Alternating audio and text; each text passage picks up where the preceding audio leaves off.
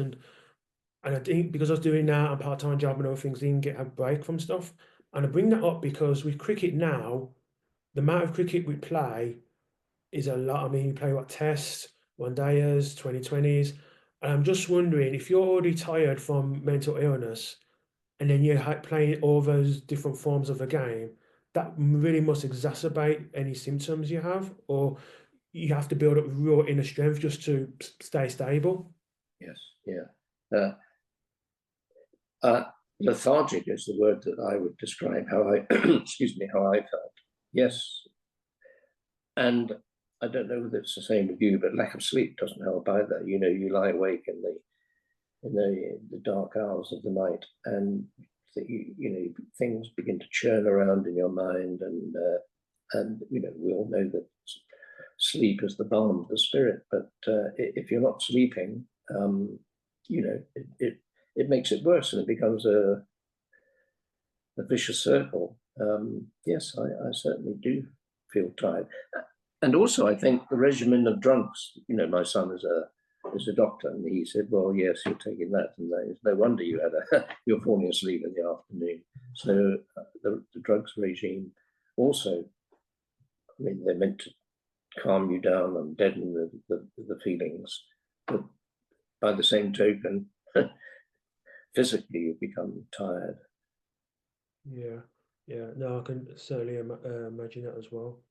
I'm just wondering, I mean, how do you cope with that? I think it's going to be a case of you're seeing cricketers not just because of depression, but physical sides are prioritised now because the amount of cricket being played. And I wonder if that's going to start with people who have that mental health and say, well, if I only play test or if I only play one day, at least it gives me Yeah, space in the calendar to basically not go away as much or at least decompress.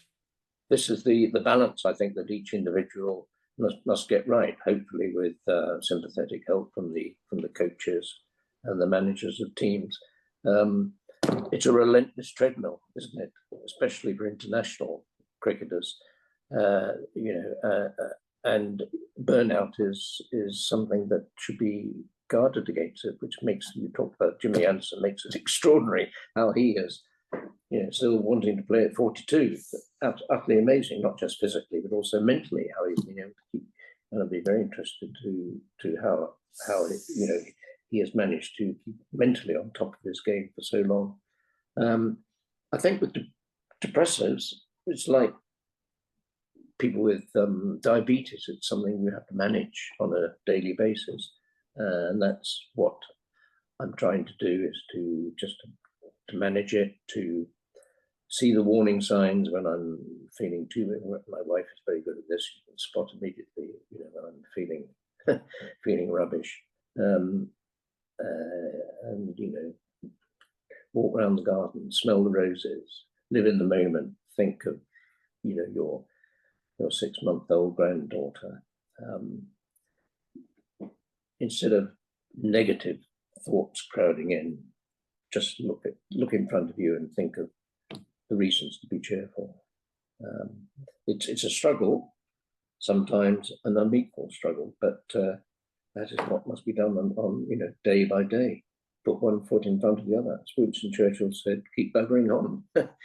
Yeah. The alternative is to do what Graham Thorpe did, and you know, just think of the destruction and the desolation that you would leave behind if you did take your own life.